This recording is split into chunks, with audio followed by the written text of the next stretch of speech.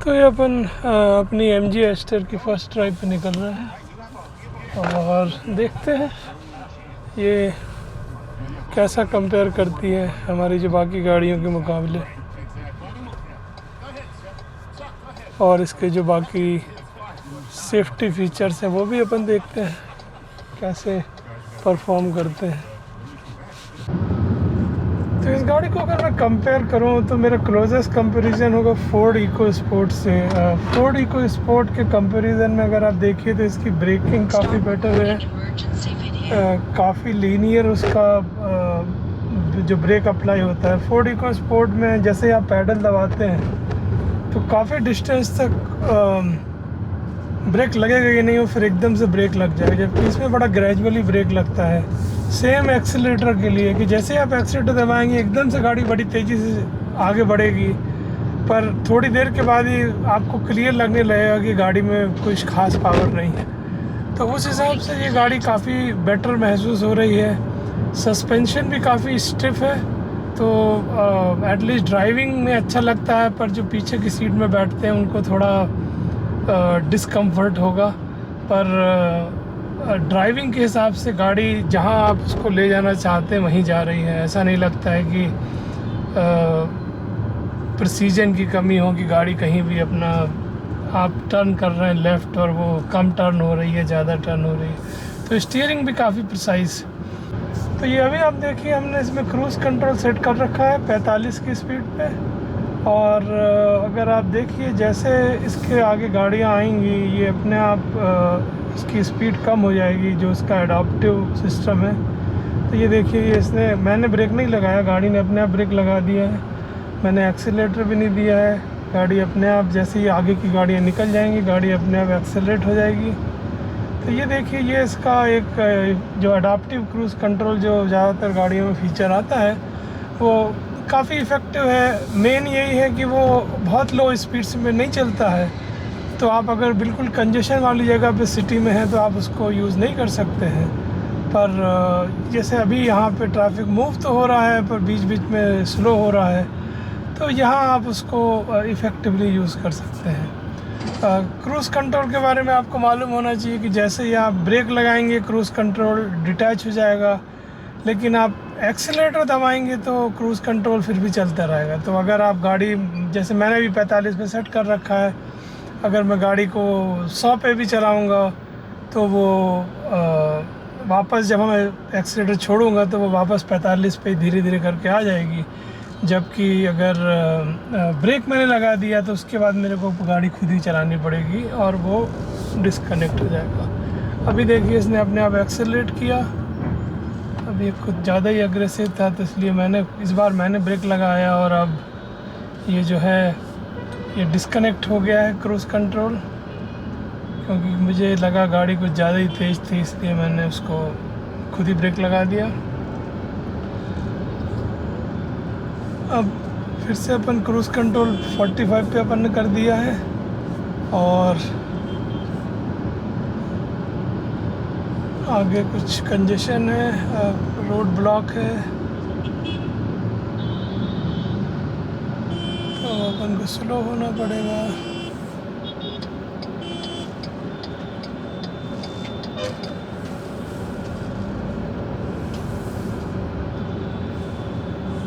तो ये देखिए अपन फिर से इसको क्रूज़ कंट्रोल लगाते हैं। पीछे एक आदमी हॉर्न कर रहा है जिसको बहुत तकलीफ़ हो रही है।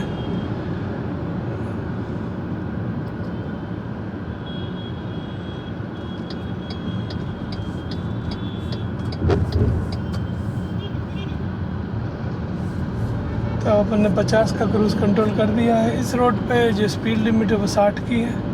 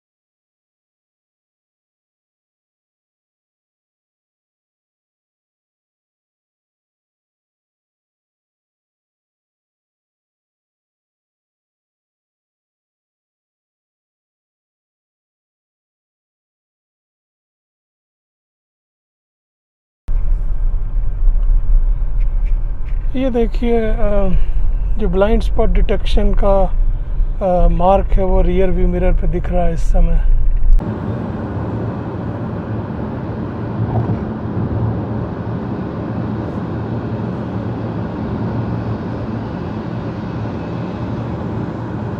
गाड़ी बिल्कुल मिला के चलने में ठीक है, आपको ठीक फीलिंग आती है। और जो ये ब्लाइंड स्पॉट डिटेक्शन है ये थोड़ा यूज़फुल है। अगर आप उस मिरर पे नज़र डालेंगे तो आपको एकदम से लगेगा कि हाँ वहाँ पे कोई गाड़ी है, और वो एक आपको मतलब एटलीस्ट अच्छा इंडिकेशन दिखेगा कि आप एकदम से टर्न ना हो। पर उसके लिए आपको आदत होनी चाहिए कि आप रियर जो साइड मिरर हैं उनको हमेशा देख के गाड़ी चलाएं। बहुत से लोग उनको देखते ही नहीं हैं, तो इफेक्टिव फीचर है।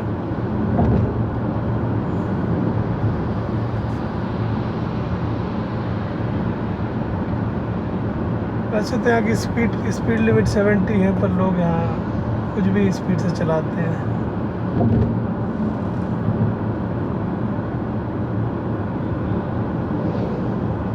क्रूज़ कंट्रोल भी काफ़ी ठीक है। वो अगर आपके सामने एकदम से कोई गाड़ी आ जाती है और आप ध्यान नहीं दे पाते हैं तो वो एटलीस्ट ब्रेक अप्लाई कर देता है।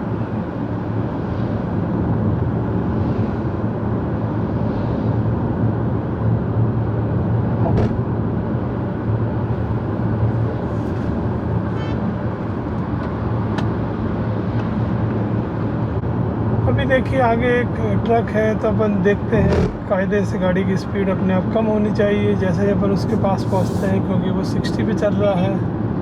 तो ये देखिए अपनी गाड़ी की स्पीड अपने आप कम हो गई और ये इवेंचुअली जाके उसी की जो स्पीड है उससे मैच हो जाएगी, उसी स्पीड से चलने लगेगा।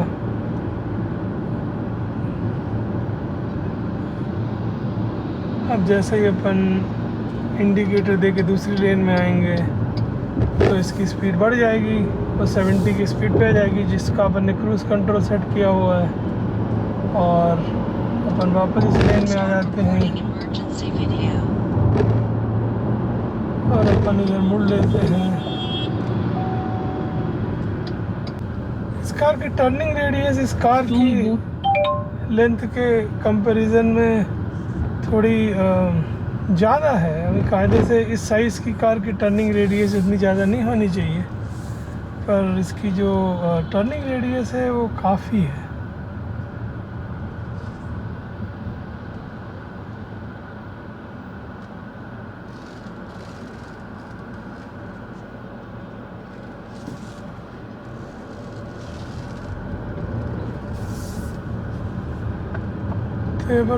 तो अपन ये जो इलेक्ट्रॉनिक सिटी फ्लाईओवर उस पर वापस आ गए हैं और अब अपन फिर से वापस अपनी जो क्रूज़ स्पीड है वो 60 सेट कर देते हैं, क्योंकि इस रोड पे हमेशा जो स्पीड चेक पोस्ट है वो रहता है बीच में, जहाँ पे एक व्यू पॉइंट टाइप का बना हुआ है। तो अपन वापस चलते हैं। कुल मिला के ड्राइविंग जो कंफर्ट है वो गाड़ी का ठीक है। सीट कोई बहुत अच्छी क्वालिटी की नहीं है, पर मेरी थोड़ी आदत BMW की पड़ी है तो डेफिनेटली उस लेवल की नहीं है, पर फिर भी मतलब उससे तो बेटर है जो फोर्ड इको स्पोर्ट की जो सीट क्वालिटी है उससे तो बेटर ही है। और हाँ बाकी जो फीचर हैं वो काम करते हैं। कोई इनका BBS Nut says Lenskart bestseller list is out and तो ये ज़्यादातर जो फीचर है इसके, जो जैसे कि अडाप्टिव क्रूज़ कंट्रोल हो गया, लेन असिस्ट हो गया, इनका सिटी में कोई उतनी खास यूटिलिटी नहीं है, क्योंकि सिटी में पहली बात तो लेन ड्राइविंग ही नहीं होती है। 2 लेन होंगी तो 3 गाड़ियाँ चलने लगती हैं उसमें। अडाप्टिव क्रूज़ कंट्रोल का उतना पर्पज़ इसलिए नहीं है क्योंकि जो अपनी सिटी की एटलीस्ट जैसे बैंगलोर जहाँ हमें वहाँ की जो नॉर्मल स्पीड्स हैं वो इतनी कम है कि उस पर उसका कोई मतलब नहीं बनता है। तो अगर आप ऐसी किसी जगह पे है जहाँ पे आप कंटिन्यूसली 40-50 की स्पीड से गाड़ी चला सकते हैं तो वहाँ पे इनमें से कुछ फीचर्स आप यूज़ कर सकते हो। ड्राइविंग कंफर्ट आपको बेटर मिलेगा। अब मेरे हिसाब से तो जो मोस्ट यूज़फुल फीचर है वो एक तो ऑटो होल्ड है, क्योंकि इको स्पोर्ट में नहीं था, क्योंकि शहर में आपको रुकते चलते चलना पड़ता है, तो जो ब्रेक लगाने में बहुत आपके पाँव वगैरह में दर्द होने लगता है। दूसरा जो ब्लाइंड स्पॉट वाला फीचर है वो काफ़ी इम्पॉर्टेंट है, कोई भी कहीं से भी घुस जाता है। और उसके अलावा जो बाकी जो है ड्राइविंग क्वालिटी है वो मैटर करती है, तो इसकी driving quality definitely above average है। तो जैसे ऐसी कंडीशन में आप आसानी से क्रूज़ कंट्रोल वाली गाड़ी को छोड़ सकते हैं। आपका थोड़ा अगर ध्यान इधर उधर डिटैच हुआ तो भी आपको उतना रिस्क नहीं है, क्योंकि अगर आगे की गाड़ी एकदम से रुकी तो ये कार अपने आप स्लो डाउन हो जाएगी और उसी की कार की स्पीड से चलने लगेगी। यहाँ तक कि भी इवन अगर वो गाड़ी रुक जाती है तो ये इसके पीछे जाके रुक जाएगी, और फिर जब वो गाड़ी चलने लगेगी तो ये भी चलने लगेगी। बस फ़र्क इतना रहता है कि अगर वो गाड़ी काफ़ी देर तक रुकी रही तो फिर आपको एक्सीलरेटर मैनुअली देना पड़ेगा गाड़ी को आगे बढ़ाने के लिए। यहाँ देखिए आगे स्पीड ट्रैप है, ट्रैफिक पुलिस यहाँ लगी हुई है। और ये भी आप देखना, यहाँ से जैसे ही लोग आगे निकलेंगे सबकी स्पीड 100 से ऊपर हो जाएगी। सबको पता है यहाँ पे खड़े रहते हैं।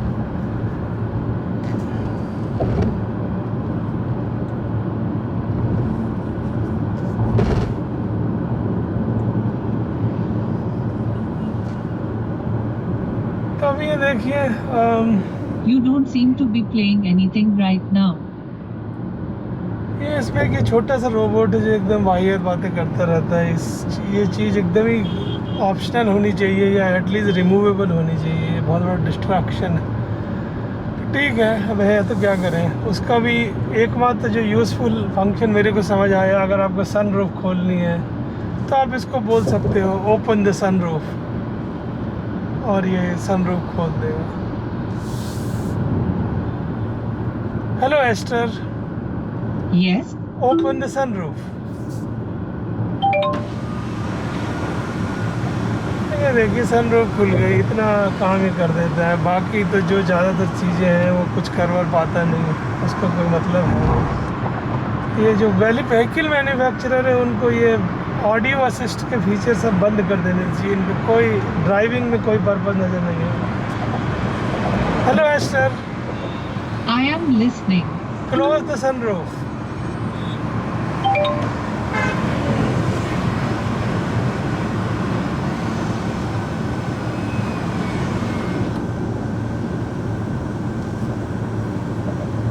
इसकी सनरूफ की एक खासियत ये भी है कि ज़्यादातर गाड़ियों में जो ये सनरूफ होती है, एक ये लाइनर होता है और उसके ऊपर एक सनरूफ होती है। तो आप जब भी खोलते हैं तो पहले लाइनर खुलता है, फिर सनरूफ खुलती है। इसमें ऐसा नहीं है, इसमें आप चाहें तो दोनों को अलग अलग खोल सकते हैं। उसका एक बेनिफिट भी है कि आप चाहें तो सनरूफ खोल सकते हैं और लाइनर को बंद रख सकते हैं, तो थोड़ा वेंटिलेशन मिलता रहेगा। पर इसका डाउन साइड भी है कि कभी हो सकता है आप गलती से सनरूफ खोल दें और आप लाइनर को बंद रखें और आपको ये बात याद ही ना रहे कि सनरूफ खुली है। तो एक तो थोड़ा सिक्योरिटी का इश्यू है, क्योंकि जो लाइनर है तो फ्लिमजी जैसा है और इसको तो कोई भी तोड़ के अंदर घुस सकता है। और दूसरा, अगर पानी वानी बरसा तो आपकी गाड़ी में सब भर जाएगा। तो एक ये फीचर है जिसका बेनिफिट भी है और नुकसान भी है। आपको जैसा लगे आप यूज़ कर सकते हैं। मैंने तो अभी तक जितनी भी गाड़ियों में सनरूफ देखी है सब में वो दोनों एक साथ खुलते थे और एक साथ बंद होते थे। तो आप चाहें तो लाइनर खोल सकते हैं, सनरूफ बंद कर रख सकते हैं। पर ज़्यादातर गाड़ियों में ऐसा नहीं होता है कि आप सनरूफ खोल के रखें और लाइनर को बंद रखें। पर इसमें वो फैसिलिटी भी आपको अवेलेबल है, क्योंकि दोनों के जो कंट्रोल हैं वो अलग अलग है।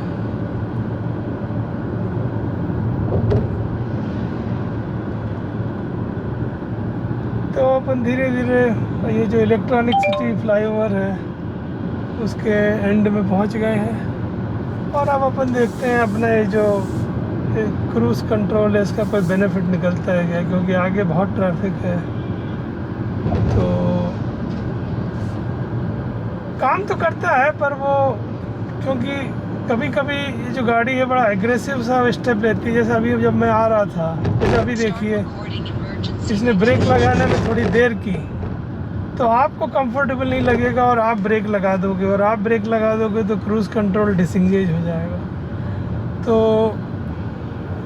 और अगर आपने ब्रेक नहीं लगाया और मान लीजिए गाड़ी ने किसी कारणवश ब्रेक नहीं लगाया, तो आप अल्टीमेटली प्रॉब्लम आपकी है। तो ये आप इसको एक फॉल बैक के तौर पे रख सकते हैं कि भाई गलती से कभी अगर मेरे को ब्रेक लगाने में देरी हुई, गाड़ी हेल्प कर लेगी। आप ये सोच के ये ना चलाएं कि भाई हम अब गाड़ी चलाएं। अगर आपको गाड़ी नहीं चलानी है तो आप एक शोफर रख लीजिए। ये इन फीचरों पे डिपेंड मत कीजिए। इन फीचरों का ये सिर्फ एक फॉल बैक है कि अगर कभी गलती से आपको ब्रेक लगाने में थोड़ी देरी हो गई तो हो सकता है गाड़ी आपको बचा ले। बाकी उसका ये कोई नहीं है कि या कोई ड्राइवर का रिप्लेसमेंट नहीं है।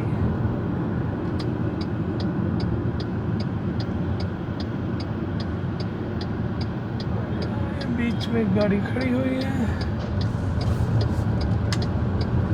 दूसरा क्या है, ये जो अडॉप्टिव क्रूज कंट्रोल का रडार है वो फ्रंट में है, तो जो थोड़ा साइड से गाड़ियाँ आती हैं ये उसको डिटेक्ट नहीं कर पाता है। मैंने एक दो बार देखा कि गाड़ी अगर एकदम से साइड से आई तो ये ब्रेक लगाने में थोड़ी देरी कर देता है। तो वो उस चीज़ का भी आपको ख्याल रखना पड़ेगा, क्योंकि इंडिया में अक्सर मैंने देखा है, बेंगलोर में तो बहुत ही कॉमन है कि आप जा रहे हैं और एकदम से कोई साइड से आया और आपकी गाड़ी में ठोक दिया। उस समय आपकी गाड़ी में ब्रेक भी नहीं लगेगा। अभी देखिए ये ऑटोमेटिक इसने ब्रेक लगाया है, पर ये इस ट्रक के बहुत ज़्यादा पास जाकर रुका है, जो मेरे कंफर्ट के हिसाब से थोड़ा उतना कंफर्टेबल नहीं है। क्योंकि ये ट्रक, काफ़ी सारे ट्रक जब आगे चलते हैं तो वो थोड़ा बैक रोल होते हैं, और ये अगर बैक रोल हुआ तो थोड़ा प्रॉब्लम हो सकती है। तो जैसा कि मैंने कहा, ये फीचर यूज़फुल है, पर इनको आप सेफ्टी फीचर की तरह यूज़ कीजिए। ये जो कुछ लोग इनको सेल्फ ड्राइविंग फीचर या इस तरह की बात करते हैं, ऐसा कुछ नहीं है। गाड़ी चलाने की जिम्मेदारी फिर भी ड्राइवर की है, और वो आपको गाड़ी चलानी पड़ेगी खुद। आप ये नहीं कह सकते कि भाई जो गाड़ी है वो खुद अपने आप को चला रही है।